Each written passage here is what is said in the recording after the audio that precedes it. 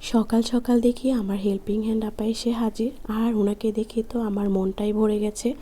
আসলে উনি তো অসুস্থ, আমি আশা করিনি উনি এত তাড়াতাড়ি আসবে। যাই হোক, কথায় আছে না, নারীরা কিসে আটকায়। নারীরা আসলে তাদেরকে যারা সহযোগিতা করে, কাজ করে, তাদের কাছে আটকে যায়, আর একদিন না আসলে আমাদের অবস্থা খুবই খারাপ হয়ে যায়। সো হ্যালো এভরিওয়ান, আসসালামু আলাইকুম। তোমরা কেমন আছো? আমি আলহামদুলিল্লাহ ভালো আছি। নতুন একটা ব্লগে তোমাদেরকে ওয়েলকাম করছি। আজকে যেহেতু সকাল সকাল আপা এসেছে, তাই ওনাকে দিয়ে অনেক কাজই গুছিয়ে নিয়েছি, রান্নারও অনেক কাজ গুছিয়ে নিয়েছি। আর তাই আমার কাজের একটু প্রেশার কমই ছিল।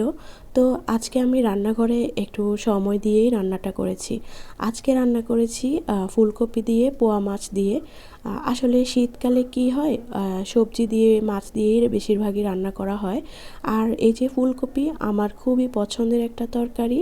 শীতকালে আমি ম্যাক্সিমামই ফুলকপি দিয়ে বা শিম দিয়ে মাছ দিয়ে রান্না করি। রান্নার সময় আমার সবচেয়ে কষ্ট লাগে পেঁয়াজটা কুচি করতে। আর আজকে পেঁয়াজটা আমি আগে থেকেই আপাকে দিয়ে কুচি করিয়েছি, তো আমার আজকে সহজেই রান্না হয়ে যাবে। কিন্তু না, রান্না করতে গিয়ে দেখি আজকে রসুন কুচি নেই, রসুন ব্লেন্ড করা ছিল না। তারপর চিন্তা করলাম এখন যদি আমি রসুনটা কাটতে যাই অনেক সময়ই যাবে।